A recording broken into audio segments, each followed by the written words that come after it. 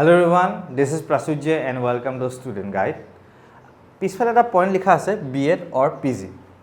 যিসকলে এবাৰ degree complete কৰিছে বা কৰিব এবাৰ বা যোৱা বছৰ কৰিছে বা তাৰ আগৰ বছৰ কৰিছে বহুতে কনফিউজ হৈ আছে যে ডিগ্ৰী পিছত মই B.Edত যাম নে পোষ্ট গ্ৰেজুৱেশ্যনত যাম।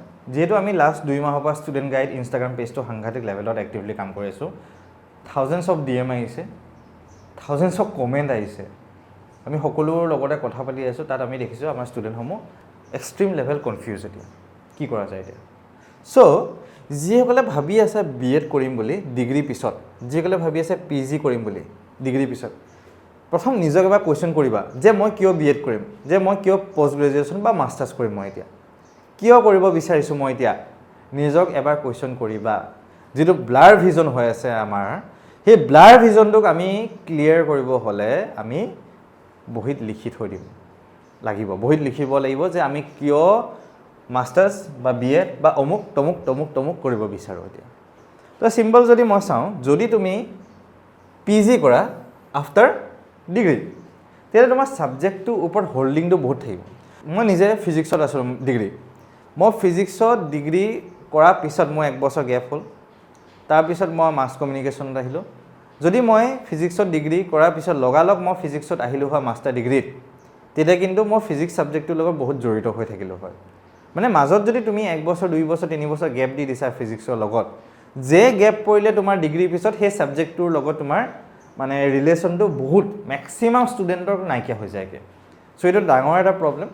যদি তুমি ভাবিছা মই এছিষ্টেণ্ট প্ৰফেচৰ হ'ব বিচাৰোঁ, মই ৰিচাৰ্চ কৰিব বিচাৰোঁ, মই পষ্ট ডক কৰিব বিচাৰোঁ, মই কিবা ৰিচাৰ্চৰ লাইনত বা কলেজৰ ইউনিভাৰ্চিটিত চাকৰি কৰিব বিচাৰোঁ, দেন ডেফিনেটলি তুমি ডিগ্ৰীৰ পিছত পষ্ট গ্ৰেজুৱেশ্যন মাষ্টাৰ ডিগ্ৰী তুমি কৰা, B.Edটো পিছতকৈ কৰিবা যদি তুমি এইটো ডাইৰেকশ্যনত যাব বিচাৰিছা।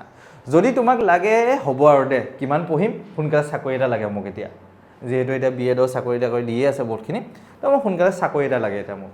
তো চাকৰিৰ কাৰণে যদি ভাবিছা, চোৱা 29ত এতিয়া আমাৰ নেক্সট আই থিংক ইলেকশ্যন হ'ব, মানে MP ইলেকশ্যন। চ' তাৰ আগে যিহেতু ইলেকশ্যনৰ আগে আমাৰ ট্ৰেণ্ডটো দেখিছোঁ যোৱা 10 বছৰমানৰ পৰা, ইলেকশ্যনৰ আগে খুব বেছি আমাৰ চাকৰি তাকৰিবিলাক দিয়া যায়।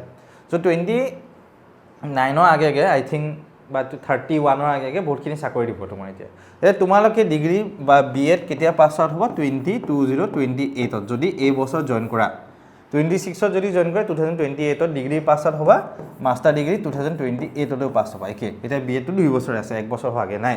চ' তোমালোকে কিন্তু পাছ কৰাৰ পিছতে CTET টেট চেট হোৱাৰ পিছত সেইবিলাক ক্লিয়াৰ কৰাৰ পিছত তোমালোকে কিন্তু 1 বছৰ 2 বছৰ ভিতৰতে চাকৰি এটা পাই যাবা, যিটো তোমালোকে B.Ed আৰু ডিগ্ৰী কৰাৰ পিছত LP স্কুল, ME স্কুল আৰু হাই স্কুল সেইখিনি লেভেলত তোমালোকে ক্লাছ 8, 9ৰ লেভেললৈকে তোমালোকে টিচাৰৰ কাৰণে এলিজিবল হৈ যাবা। 8, 9, 10ৰ কাৰণে আৰু তোমাৰ JNVতে হওক, KVতে হওক বা আমাৰ ষ্টেট গভৰ্ণমেণ্টৰ স্কুলবিলাকতে হওক, তাৰ কাৰণে এলিজিবল হৈ যাবগৈ।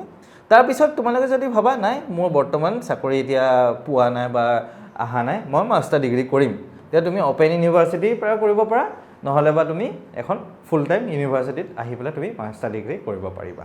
It's up to you. যদি তোমাক এটা মানে এখন দুৱাৰ, চাকৰিৰ দুৱাৰ, চাকৰিটো ইজ ভেৰি ইম্পৰ্টেণ্ট যিহেতু আমাৰ ছ'চাইটিত, চাকৰিৰ দুৱাৰ এখন যদি সোনকালে জল্দি তোমাৰ খুলিব প্লেন আছে, then definitely this is the একদম শ্বৰ্টেষ্ট ৱে। যদি তুমি ভাবা মোৰ ছাবজেক্টটোৰ ওপৰত সাংঘাতিক কিবা এটা কৰিম, নেট স্লেট দি পেলাই মই সাংঘাতিক কিবা এটা আগবাঢ়ি যাম, then definitely this is the way. অলপ টাইম লাগিব যিহেতু কম্পিটিশ্যন বাঢ়ি গৈছেগৈ, নেট স্লেটত কম্পিটিশ্যন বহুতখিনি বাঢ়িছে, তুমি এবাৰ ক্ৰেক নকৰিবও পাৰা। মেইনলি যিমান পাৰা মাষ্টাৰ ডিগ্ৰী পঢ়ি থাকোঁতে নেট এণ্ড স্লেট ক্ৰেক কৰিব চেষ্টা কৰিবা।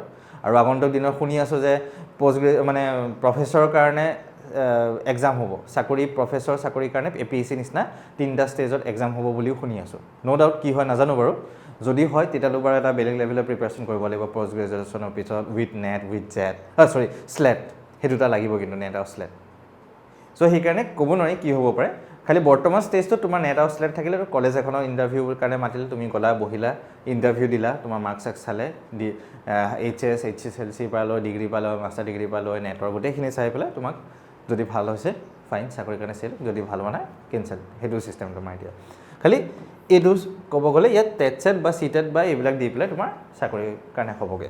চ' এই ছিষ্টেমটো তোমালোকক মই জনাই দিলোঁ, দুটা চিম্পল ৱে, নিজে পইণ্ট আউট কৰি লোৱা কিয় তোমালোকে চাকৰিটো জইন কৰিব বিচাৰা, কিয় B.Ed কৰিবা, কিয় মাষ্টাৰ ডিগ্ৰী কৰিবা, কিহৰ কাৰণে তোমালোকে বিচাৰা, এবাৰ নিজে লিখি লোৱা ভিজনটো ক্লিয়াৰ হৈ যাবগৈ এণ্ড বি এডত অভাৰঅল তোমাৰ আৰ্টছে হওক ছায়েন্সে হওক কমাৰ্চে হওক সকলোকে অলমষ্ট কোৰ্চটো একেই হয় 80-70% একেই হ'ব নিজৰ ছাবজেক্ট ছায়েন্স আৰ্টছৰ কাৰণে কমাৰ্চৰ কাৰণে যিটো থাকে সেইটোৰ কাৰণে এটা স্পেচিয়েলাইজেশ্যন ল'ব লাগিব পিছত আৰু বাকী পোষ্ট গ্ৰেজুৱেশ্যনত তোমালোকৰ নিজৰ ছাবজেক্টটোৰ ওপৰতে হ'ব আৰু পি জি পিছত তোমালোকে বি এড কৰিব পাৰিবা you are eligible for B Ed after P G so' it's up to you তোমালোকে যি ভাল পোৱা কৰা খালি পাৰিলে এখন ভাল ইউনিভাৰ্চিটিৰ পৰা কৰিবা টপ ক্লাছ ইউনিভাৰ্চিটি এখনৰ পৰা কৰিবা যাতে স্ক'পখিনি তোমালোকে পোৱা আৰু লেবৰ ফেচিলিটি পালে ইটছ এণ্ড এভৰিথিং আৰু বাকী ডিপাৰ্টমেণ্ট ৱাইজ চাই ল'বা বস্তুখিনি এণ্ড বেষ্ট ৱেচেছ থাকিলে সকলোলৈ ভালকৈ পঢ়িবা চেনেলটো ছাবস্ক্ৰাইব কৰিবা ষ্টুডেণ্ট গাইড ইনষ্টাগ্ৰাম পেজটো ফ'ল' কৰি দিবা লিংকটো ডেছক্ৰিপশ্যন দি থৈ দিয়া আছে আৰু পষ্ট গ্ৰেজুৱেশ্যন এণ্ট্ৰেঞ্চ এক্সামৰ কাৰণে আমি